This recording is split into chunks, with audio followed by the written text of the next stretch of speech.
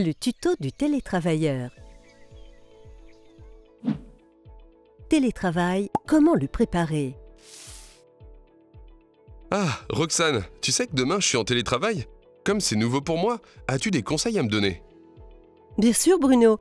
D'abord, sache que tu peux trouver les règles sur le télétravail dans l'accord que l'entreprise a signé. Sinon, en pratique, pense à bien ramener chez toi tout le matériel dont tu auras besoin. Tes dossiers papier, ton PC portable, ta souris, ton clavier, ton smartphone pro. D'ailleurs, une question, as-tu accès à une connexion Internet de chez toi? Oui, bien sûr. Super, sinon tu n'étais pas éligible au télétravail. As-tu accès à tous tes dossiers à distance? En cas de doute, renseigne-toi auprès de ton service informatique. Ok, j'ai compris. Je vais être opérationnel, tu vas voir. Je n'en doute pas, Bruno. Alors, si tu veux, on peut convenir de règles de communication pour la journée. On se dit bonjour le matin en ligne et le soir, si tu le souhaites, on peut faire un bilan de la journée ensemble. En télétravail, tu respectes tes horaires de travail et les temps de pause, comme si tu étais à l'entreprise. Super, Roxane, je vais faire attention à tout cela. Les conditions du télétravail sont définies à l'article L 1222-9 du Code du travail. Il est aussi régi par un accord ou une charte d'entreprise. Pour le salarié éligible, il faut avoir une connexion Internet. C'est un droit, mais l'entreprise peut accepter ou refuser la demande.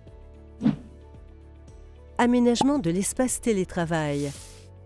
Tu sais, Bruno, le télétravail c'est bien, mais il faut aussi faire attention, surtout à l'espace de travail. Souvent, il est tout de même moins bien adapté qu'au bureau. Oui, je comprends. Tu as des idées?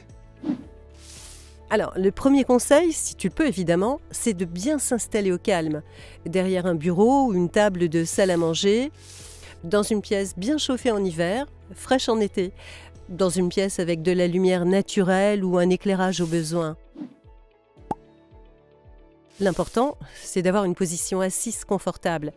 Si possible, ajuste ton installation de façon à poser tes avant-bras sur le plan de travail, les épaules détendues au fond de ton siège pour assurer un bon soutien de ton dos et les pieds posés au sol ou sur un support, repose-pied, livre, carton par exemple. Si tu n'as pas de siège de bureau, tu peux mettre un coussin pour régler la hauteur ou derrière toi pour la profondeur. Pour l'ordinateur, le haut de l'écran doit être à la hauteur des yeux. Si nécessaire, utilise un rehausseur, des livres ou au mieux un écran fixe. L'écran doit être bien face à toi. L'écran ne doit pas faire face à une fenêtre. Le clavier et la souris indépendants. Télétravail et risque. Facteur de risque. Biomécanique, position de travail, espace inadapté, sédentarité. Organisationnel, impact sur le travail collectif, débordement du cadre horaire, intensification du travail.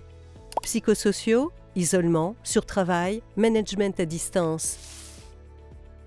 Ok, Roxane, mais pourquoi tant de précautions en télétravail? Et en plus, tu me parles de douleurs physiques. Oui, Bruno, si tu es mal installé, tu peux développer des TMS. Des quoi? Des troubles musculo-squelettiques.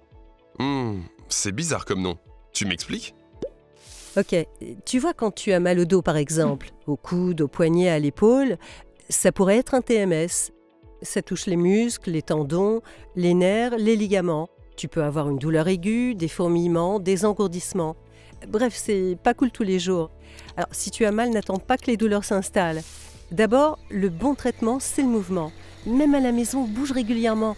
Et après le travail, un peu d'activité physique pour évacuer. Ensuite, il faut changer l'aménagement de ton poste de travail et ta posture. Et évidemment, tu dois consulter si les symptômes persistent. Dis-toi bien qu'en télétravail, tu risques de bouger beaucoup moins qu'au bureau. Veille à bien te lever et t'étirer régulièrement. Puis n'oublie pas, tu as un droit à la déconnexion. Ne laisse pas le travail empiéter sur ta vie privée.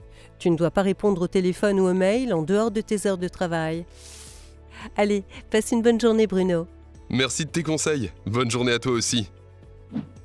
Prévenir, identifier, s'informer. Pour en savoir plus sur le télétravail, rendez-vous sur le site de votre service de prévention et de santé au travail.